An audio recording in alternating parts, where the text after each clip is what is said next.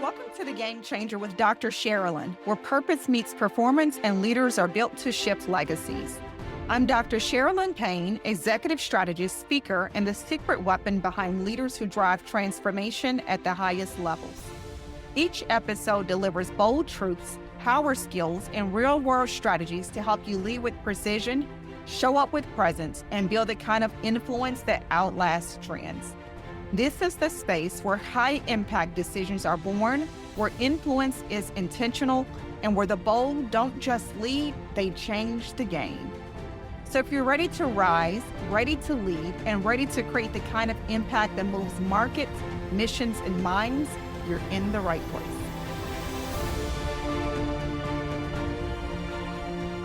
Welcome to The Game Changer with Dr. Sharalyn. You are in for a treat today. I am so excited to bring to you our next guest, Zerina Derveni. She's here and she has some amazing insights that she's going to be sharing with women, helping us to get to our next level. We're going to talk about how to get out of struggle with love, how to unlearn good girl conditioning. Oh my gosh, that's my favorite. Zerina is a self-discovery expert and certified life coach dedicated to helping high-achieving women reconnect with their authentic selves and build purpose-driven lives. With over a decade of experience in executive consulting and coaching, Zerina blends strategic insight with transformational tools to guide women through personal and professional breakthroughs. Zerina is a professional certified coach and is currently becoming certified as a brain coach to help her clients navigate a deeper sense of transformation and breakthrough. She holds an executive MBA certificate, a postgraduate degree in corporate communications, and a BA with honors, I might add, in law and society.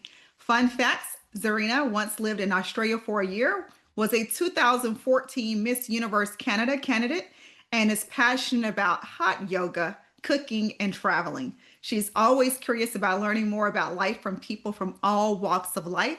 Let's welcome Zerina. Oh, thank you so much for having me. You're welcome. Thank you. Amazing, amazing background, plenty of accolades. So we're definitely in with someone who's not only beautiful, but highly intelligent as well. And so let's talk. Let's have a candid conversation today about what you can actually share from your experiences in corporate America. So with that, let's kind of talk about what did you learn most? We're going to hop right in. What was your number one walk away from working Yeah, in no, corporate America? yeah, it's such a good question. So, even hearing the intro is a good reminder for me of my self-discovery journey, right? As a life coach now, helping women. But I think one of the big takeaways for me working for corporate America was really understanding, what my main value was during that time, and that was reaching milestones. It was very much in this, I was in a significance attracting energy where I just wanted to challenge myself, go out there, reach these milestones, do the best that I can. I worked a lot in client relations and consulting, so sales. So really, it was just like getting that synergy to really like compete and do well and feel that momentum with just reaching these milestones. I think there was a lot of intelligence involved in my, I'm going to call it strategy approach as I was, succeeding and reaching these milestones, where I did feel, during the end of the day, I felt empty emotionally just as a woman, because I think being in my IQ for most of the time, it wasn't really allowing much space for my, emotional intelligence or creativity. But my level of professionalism, my resilience, I really built this resilience working in client relations and strategy and sales. When someone says no, you don't just, take that for what it is. You challenge yourself. You're like, okay, like maybe I need to dig a little bit deeper in the problem solving strategy I'm delivering. So yeah, one of the biggest key takeaway for me was I was in a state of my life during that time where I was really wanting significance. I got it. I definitely got it, and it helped me financially grow as a professional. I mean, I had the opportunity of investing in real estate because I was doing so well. in corporate and grew that side separately, and was navigating a lot of the business skills I was learning. But eventually, after over a decade, there was this inner voice that kept popping up every couple of years, and I decided to honor it, which for me was one of the biggest form of self-respect, and kind of move out of this significance mindset more in a contribution mindset where I really wanted to dig deep and dig deep into my purpose and just create more value as a woman and as a professional. So that leads us to what you're doing now.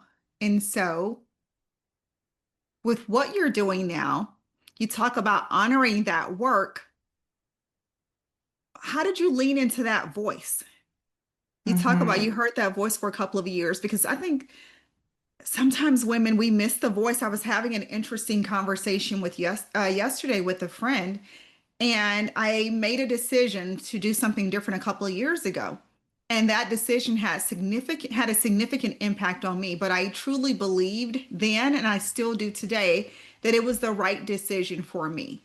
But it was a courageous decision that many people perhaps, may not have been able to make. And so we were talking about learning to hear the voices in your life, including your own voice, perhaps even if it's God's voice. But how do you know that voice and that's the right decision for you, or that was the right decision and the right time for you? Hmm. This is such a powerful question.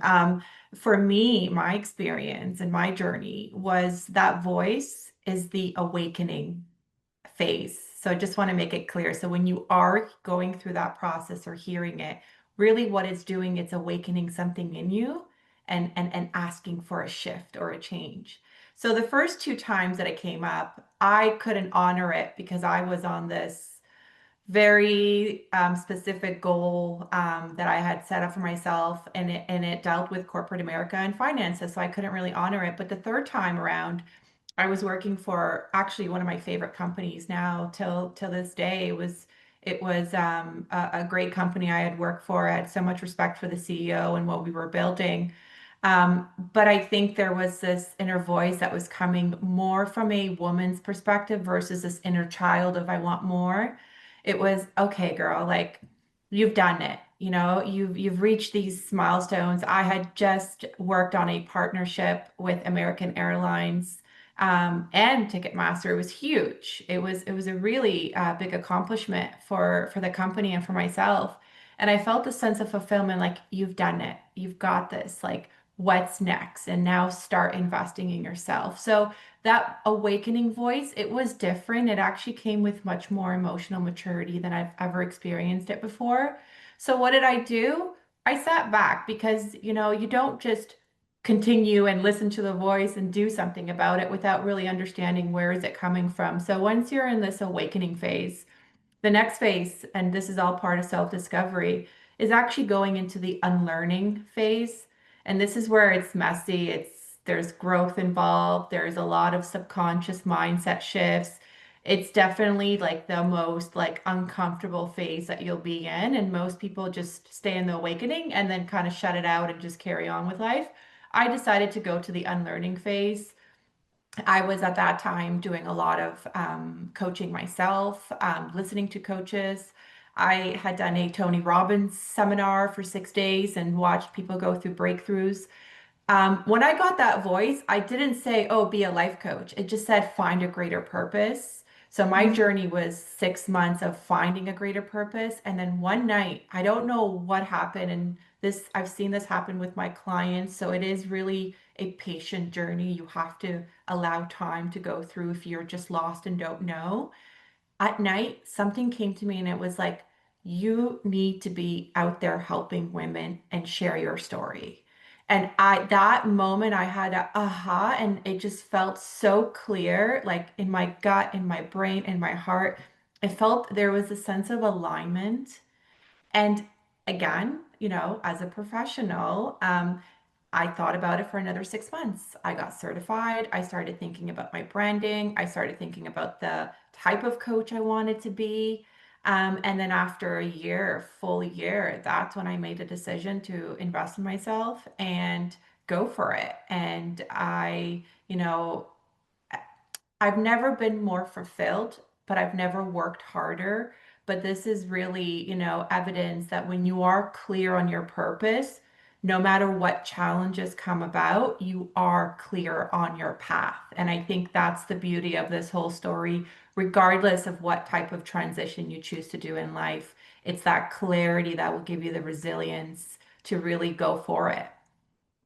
I love that because I want to say we had a conversation before and you spoke about clarity. I don't want to steal the thunder, but it was life-changing and powerful for me. Do you remember what it was that you can share?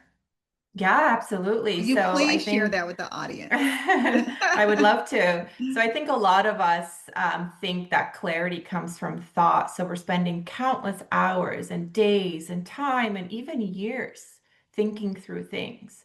When in reality, clarity actually comes from engagement. It comes from exposure, experience.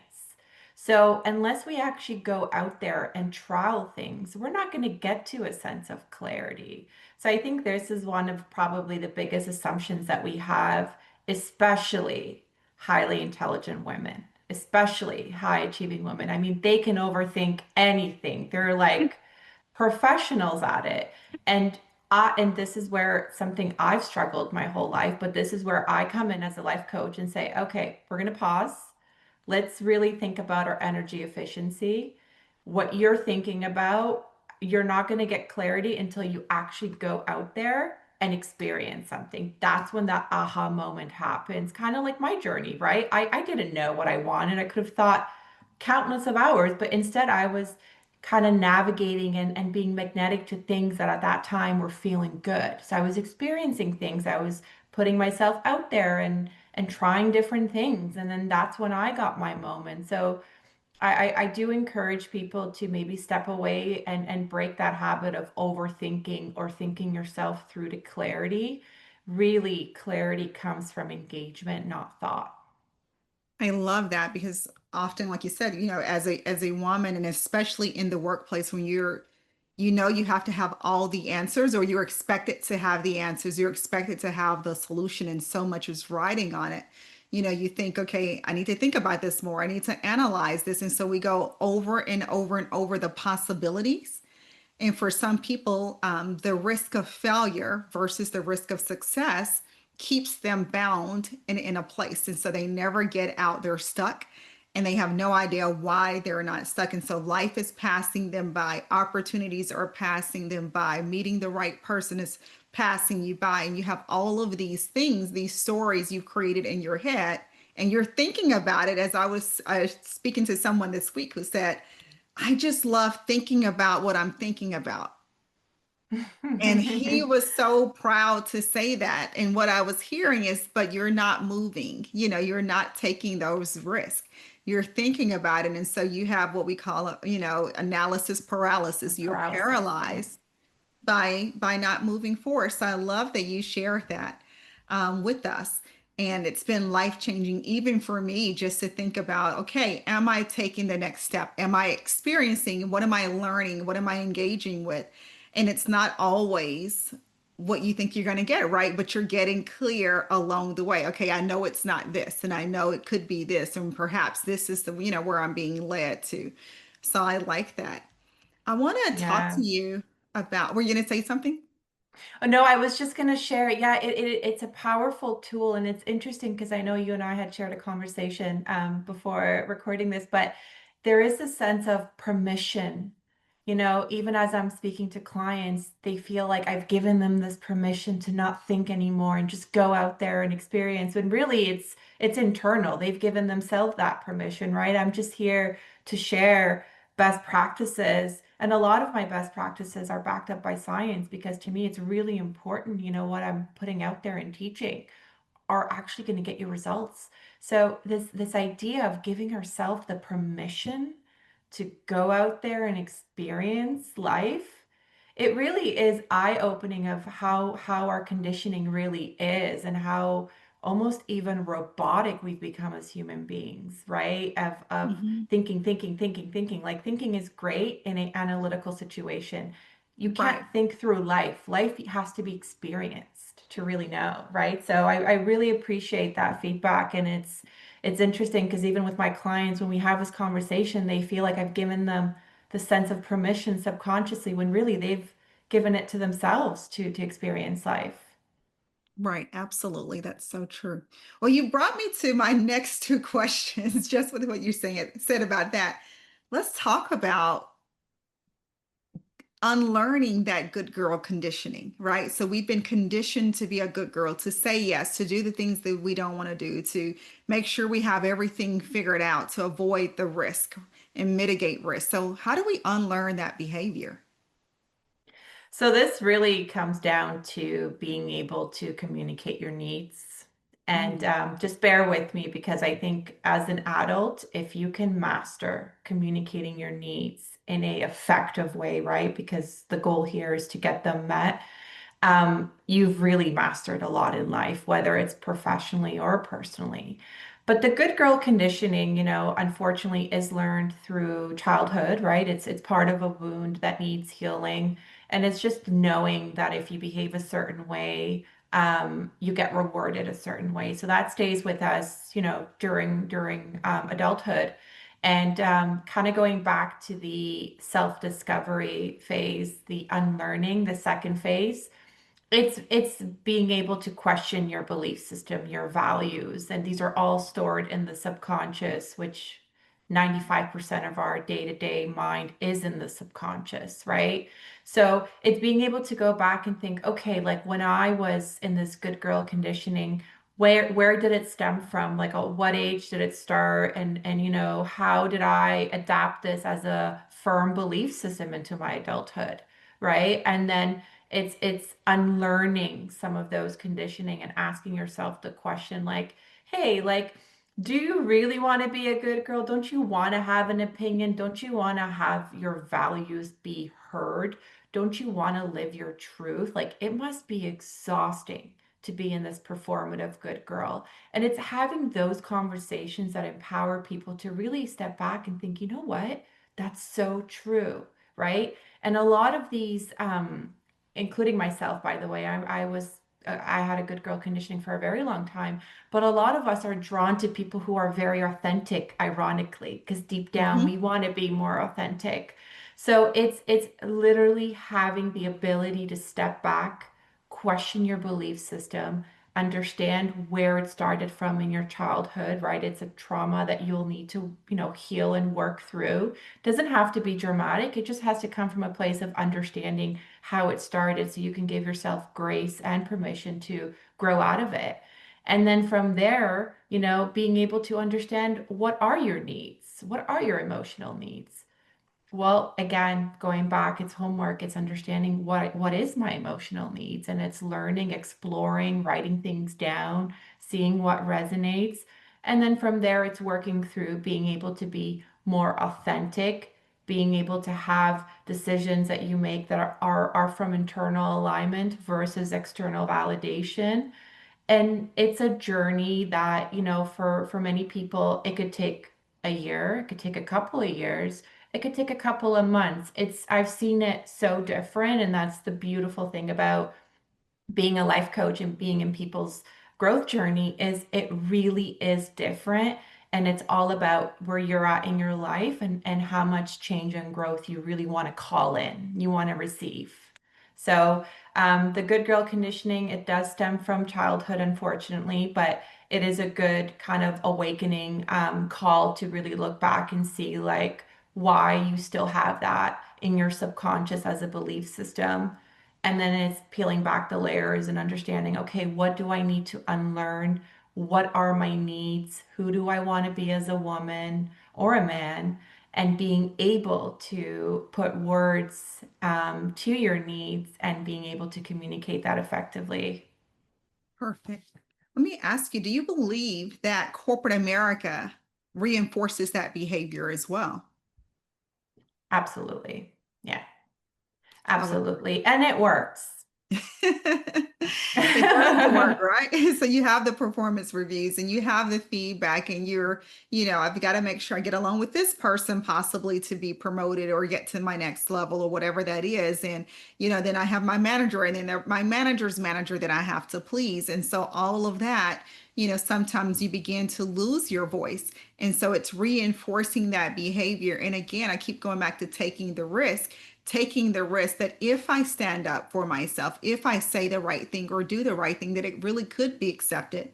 And you hear stories about people who are being able to rise through the ranks, and part of that is their authenticity. But that's the thing that we are afraid to allow people to see who we really are. We've had one bad encounter with a coach or a parent, or feedback that didn't really work, and so we allow that to shape us until we don't know who we really are, and we're wondering, how did I get here, until much later in life. So I love that you've given us some tools and strategies that we can actually use to unlearn that behavior.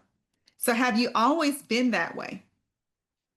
Ironically, in my professional experience, I have been more authentic. It's my personal life for me where I struggled with my, I'm going to call it identity or even personality trait.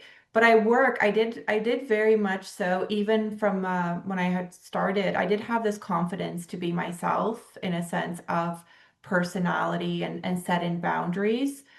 Just as a human being, I do have a lot of integrity. So I think that did help me in my confidence in the professional field.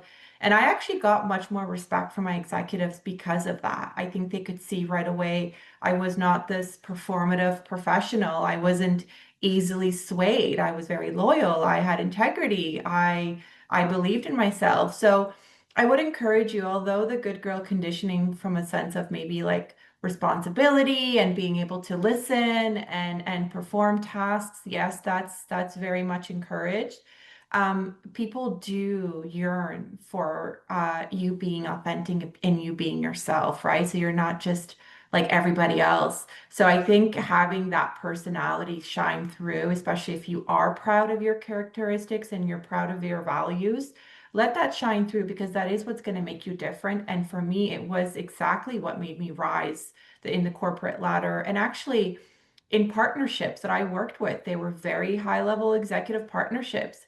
And I think it had to do with me being able to be confident and authentic and have these great skills that shine through. Had I then just been like a yes woman, I don't think that would have really shown in my results. So I encourage you to really kind of know what your strengths are. I'm one of those coaches. I don't really care about your weaknesses.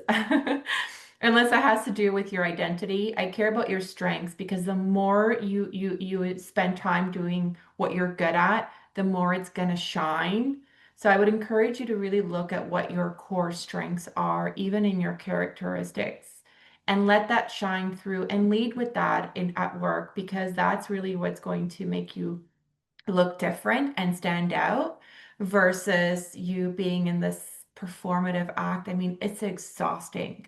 It's See, being performative is good in certain areas when you know you need to just step it up and just perform for a little bit, but you should never have that um, or sorry, you should never be in a performative state where you lose sight of your core identity, if that makes sense, right? Your Absolutely. core identity should be your default behavior. And when that happens, or if that happens, what advice would you give to someone? Awakening. You need that moment, right? It can't be logical. It has to be your full body, has to feel like, I'm tired, I'm burnt out, I can't do this anymore. When you have that awakening stage, sit in it, pause, right? We hear a lot about there's a lot to be said in stillness, and I believe in that. Step back, pause, go back to understanding, okay, like what are my core values, right? Like for me, I can list them out pretty clearly. I have a ton of them. I have three non-negotiable. But keep in mind, I've done the work, but asking yourself these questions, what are my core values? What are my intentions? Like, what do I really want to do at this company? Do I want to grow in a senior level? Do I want to make more money? Do I just want to get a paycheck? Right? Do I want to engage with my colleagues? It's like ask yourself these raw, real questions so then your behavior can really match your intentions, right? And then with your values, you're making decisions day to day based on alignment there. And I think that will help you get to a more normalized level where you are being more versus performing. But the journey to the transition, it is longer term. It's not like a quick logical fix. I always say this to clients. It's really like giving yourself the grace of understanding yourself, asking yourself those questions, putting yourself out there, right? Remember back to clarity, you learn when you explore. Before you can integrate anything new, you got to be able to explore and see, what excites you in life, what gives you purpose, right? So I think again, honoring that awakening phase, we all feel it at some point. When you feel it, stay in it, honor it, and I encourage you to do the work and get to the next stage of unlearning and asking yourself, the questions of your values, your intentions, where do you see yourself growing? So then your actions can match um, what you really want out of life.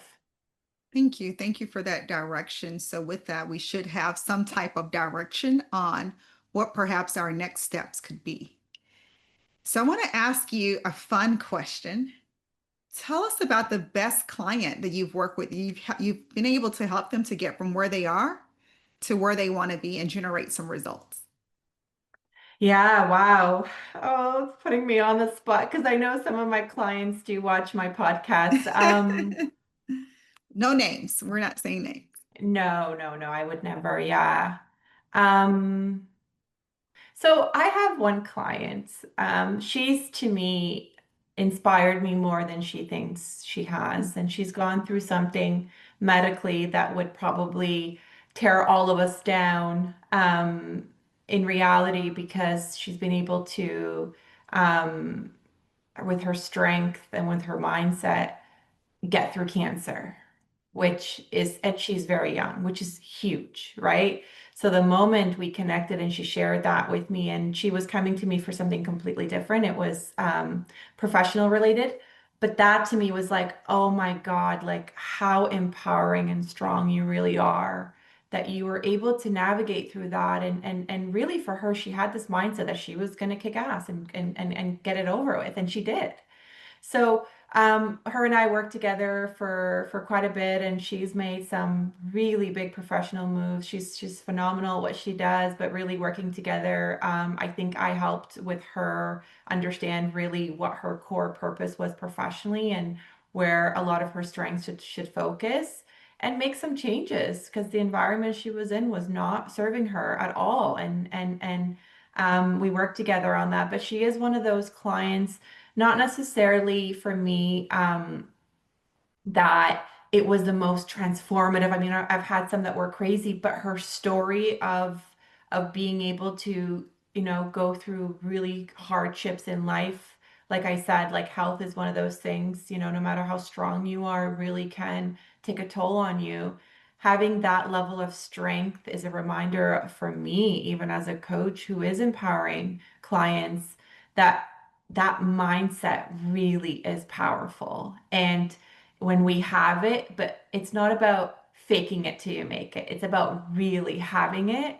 You create miracles for your life. So she was one of those clients that for me was very empowering to work with. And now having worked with her and getting her to this mindset shift professionally, she's attracted this phenomenal job, pays way more than the other company. She was in a state of receiving with having all these informed values and intentions.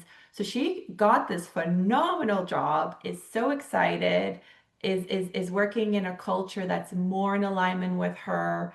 And that storyline, the health, how she was just so strong and was able to overcome that is just a beautiful example for me as a coach of really how powerful our mind is. Wow, thank you for sharing that with us. Well, before we go, I do want you to talk to us about your Miss Canada, Miss America, Miss Canada journey and what that was like because most of us, let's face it, we're not going to do that, not have the opportunity to do that. But tell us what did that experience do for you?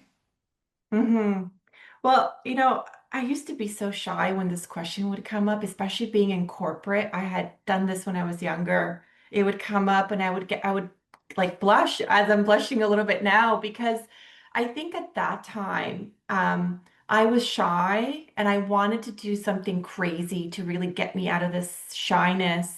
I never looked shy though, so that was the irony. I was really good at, I guess, having a poker face. But I had joined. I thought it was a great platform to meet women. So there was always this longing for me to have this community of women. I think even at an early age. And I had signed up for it. I met the team. I went through the whole process, got in. It was so exciting.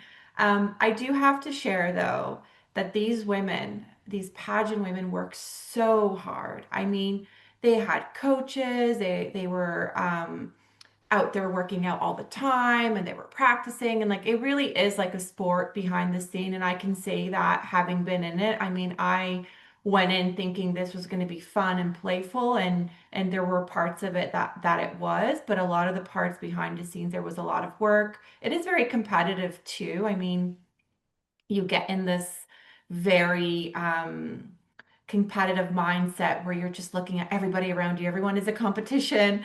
Although I was okay. I mean, I was not a pageant girl. I was just doing it for the experience. I was okay with just taking it for what it was and enjoying the moment. But seeing the women behind the scenes, the level of investment they made and the competition in it, really, I thought, wow, like this is really like treated like a sport. And I don't think it gets enough recognition for the effort that goes in it. But I had so much fun. It was a great experience. I would recommend anybody who is maybe a little bit shy or wants to step out of their shell. I think, well, first of all, don't think it through. Remember, we got to go out there and experience. But I think doing things like this and putting yourself out of the comfort zone really does help you challenge yourself and create beautiful memories. Because now I look back and it was so much fun, and it's nice when it comes up now and there's an endearing way to look at it and fun way, like, oh, I did that. But the story behind it, not a lot of people know. And for me, it was this shyness that I had, and I really wanted to work through it and do something crazy, and I did. I love you sharing that story, and it's so beautiful and powerful. Because you took back your power, right? You found that this is an area of opportunity for me. This is something that I know. I'm self-aware enough to know that I need to deal with this particular thing. And here's a way for me to get over that, and in a very bold way. And so I love that transformation, but also how it shaped who you are today. And I think that's something that we don't do enough of. So I commend you for that. Thank you for sharing that with us. Hopefully, myself as well as the audience will figure out that thing that we need to work on and take bold steps to be able to overcome that and do the thing that we know we were supposed to do. So, thank you for sharing. So, before we leave, anything else you would love to share with the audience? Perhaps I didn't ask you, but just something you want to leave them with. hmm I mean, I think I get a lot of questions, and a lot of the clients I work with are in corporate America. So I get a lot of questions when they hear my journey about like, oh, well, how did you do it? And I think we all maybe are always searching for this greater purpose. And I always respond back and say, look, everyone's journey is different. I'm not telling you to leave your job. It is very hard. Like, I'm still growing. I'm in year two, and I put in 16, 18-hour days sometimes. So nothing is really as easy as it looks, right? And I think as when we're in adulthood and if you've gone through life and challenges, you understand that. But bringing it kind of back to the purpose, because I think storylines are great and they're inspiring, but really it's about the purpose that we all are longing for and looking for. So I do encourage people that if they are in a situation in their lives where they are wanting or they are yearning for more purpose, it's really look at your value system again. I talk a lot about it, but it's really so impactful. What are your value systems? What do you really want to contribute in your journey in life, even in your experience while you're at a certain organization? Like deep, deep down, get more intentional, because even if we're kind of doing the same thing, but we do that intentional mindset shift and understand our values, our Mhm. day-to-day lives will be much more fulfilling. And I think that's more powerful than making these big moves, right? I think it's being able to live a life where day to day you are more fulfilled. That to me is true success. And it's being able to understand again, what are your intentions? What are your, are you living by your values accordingly, right? So I would encourage people, if they are again in this state of awakening or asking themselves these questions or wanting to find more purpose, a lot of the times things are much more simpler. We love to complicate things. We love to compare as just human beings. And as someone who has been on the other side and talks to people a lot of about these challenges, I can certainly say that making small shifts, small daily habits are much more impactful than making big moves. And I think that's something I'd love to share as a final note, because there's a lot of beautiful experiences from small habits versus some of these big risk-taking strides that we think would impact our lives more. Thank you. I appreciate you sharing that with us. So we have our marching orders. We're keeping it simple. We're looking within. We're not overly making things overly complex or overly complicated. We're resisting the need to compare, and we're staying Yeah. focused on our journey and listening to that voice and taking time to pause, leaning into that. So thank you so much, Zerina. I loved having you here today, and we'll talk soon. Thank you so much. It's been my pleasure. Absolutely. Thank you. You don't lead like everyone else, so your resources shouldn't look like everyone else's. I created the Game Changer Leadership Collection for high impact leaders like you, visionaries, change agents, decision makers who lead with intention and influence. This free, high impact resource pulls from my leadership arsenal and delivers immediate, actionable insights you can use right now to elevate your influence, lead with conviction, and drive lasting transformation. It's not just a toolkit, it's your first step toward leading at the level you were born for. Let me show you what's inside. The Leadership Edge Sampler. It's a preview of my 10 daily power skills to sharpen your influence and impact. The Influence Language Mini Guide. Essential phrases to increase your authority and build trust in every room you walk into. The Leadership Blind Spot Snapshot. Because the greatest risk are the ones we don't see. The power of one visual aid. A reminder that even one decision, one tone, or one conversation can shift a team or stall a movement. The Executive Briefing Checklist, a go to tool for high stakes communication that drives clarity and alignment. The 5 minute accountability brief, a no fluff framework to build a culture of ownership fast. And we have the Game Changer Ascension Model Overview, my proprietary leadership growth map to help you scale your influence with intention. These are the very same tools I use with executives, culture shapers, and elite teams, leaders who know what's at stake and aren't here to play small.